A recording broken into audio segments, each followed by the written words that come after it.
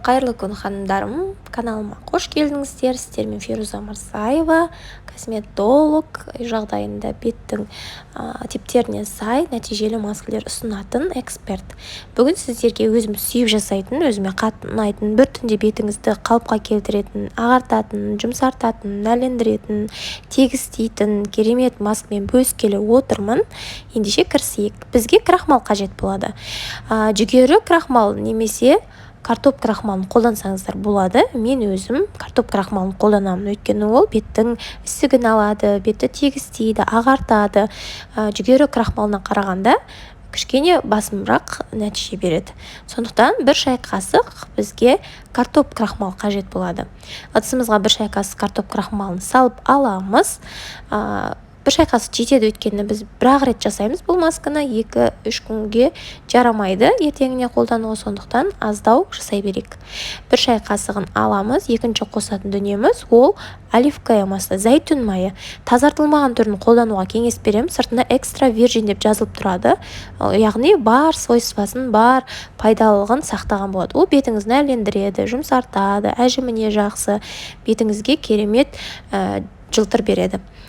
Бізге бір жарты шай қасықтай зәйтүн майы қажет болады. Ыдысымызға салып кішкене араластырып аламыз. Енді үшінші затымыз бізге айран немесе табиғи йогурт қолдансаңыздар да болады. Егер бетіңіз майлы болатын болса, сіз зәйтүн майының орнына кішкене жарты шай қасық лимон соғын қосасыздар. Ал мына айранның майсыз түрін аласыздар, яғни магазиннің проценті аз айранын қолданасыздар. Осы 3 сәтті жақсылап араластырып аламыз. Біздің маскамыз дайын. Бұл масканы бетімізге жағардан алып, міндетті түрде аллергияға тест жасауды ұмытпаңыздар, әйтпесе артық қылам деп тыртық қылып қоюларыңыз мүмкін. Яғни аллергия беруі мүмкін. Оны қалай жасаймыз? Шынтамыздың бүгілетін тұсына немесе білекке немесе мойынға кішкене маскадан жағып 15 минуттай күтеміз. Қышу, ашу, қызару сезімдері байқалмаса, демек бұл маска сізге тура келеді. Ал егер байқалатын болса, бұл масканы бетке жақпай-ақ қойған дұрыс. Енді масканы қалай жағамыз? Тазартылған, умывалкамен жуып, тоникпен сүртілген таза бетімізге маскадан жағып 15-20 минут күтеміз. Одан кейін жылы сумен жуып, артынан өзіңіздің нәрлендіретін креміңізді жағасыз. Бұл масканы түнде жасауға кеңес беремін, ешқайда шықпайтын кезде. Ал ертеңіне шығатын болсаңыз, міндетті түрде SPF креммен қорғанып жүру керек.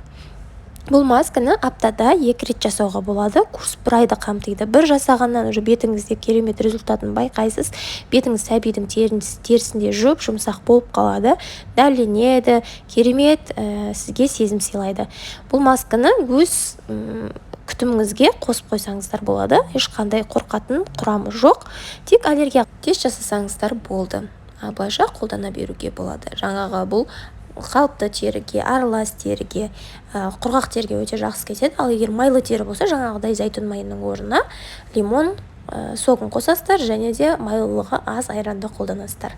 Осымен маска рецептісі осы. Міндетті түрде жасап көріңіздер. Нәтижелеріңізбен төменде комментарий бөлімінде қалдырып кетіңіздер. Өз ойларыңызды жазыңыздар.